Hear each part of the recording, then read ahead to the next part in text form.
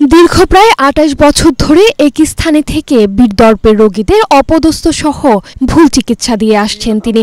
তার কাছে চিকিৎসা নিতে গিয়ে মৃত্যু হয়েছে বেশ কয়েকজন নারী ও নবজাতকের। তিনি পটুয়াখালীর মহিপুর ইউনিয়নের উপস্বাস্থ্য কেন্দ্রের পরিবার পরিকল্পনা পরিদর্শিকা নূরজাহান বেগম। দীর্ঘদিন ধরে পরিবার পরিকল্পনার পরিদর্শিকার দুর্ব্যবহার আর ভুল চিকিৎসায় ক্ষুব্ধ স্থানীয়রা। আমার বাচ্চা 5 মিনিট আগেও আমার ফ্যামিলি নড়াচড়া করছে, কিন্তু ডেলিভারি হওয়ার পর বাচ্চা মারা গেছে। নর্মালি হইবে, বাচ্চাও সুস্থ হইবে আর আমিও সুস্থ থাকবো, এটাই কইছে। ব্যথা উঠানোর পর অনেক দাহ করছে, তাই আমার লাইট দিয়েছে, ঘুষছে হয়েছে।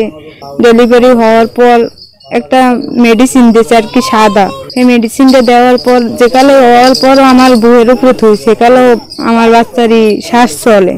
যদিও এসব অভিযোগ অস্বীকার করেন অভিযুক্ত পরিবার পরিকল্পনা পরিদর্শিকা নূরজাহান। ডেলিভারি করতে গেলে একটা বাচ্চা মায়ের পেট থেকে মৃত্যু আসতেই পারে।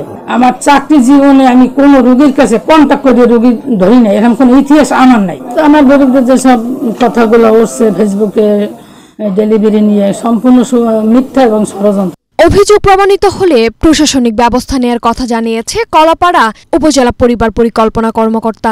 আমি তাকে প্রাথমিকভাবে সতর্ক করছি এবং ঊর্ধ্বতন কর্তৃপক্ষকে জানানো হয়েছে। লিখিত অভিযোগ পেলে আমরা তদন্ত সাপেক্ষে তার বিরুদ্ধে অবশ্যই বিভাগীয় ব্যবস্থা গ্রহণ করা হবে। দ্রুত তার অপসারণ সহ প্রসূতি ও নারীদের স্বাস্থ্যসেবা নিশ্চিতে কার্যকর পদক্ষেপের দাবি স্থানীয়দের। অনুকৃতি আদিত্য, এশিয়ান টেলিভিশন।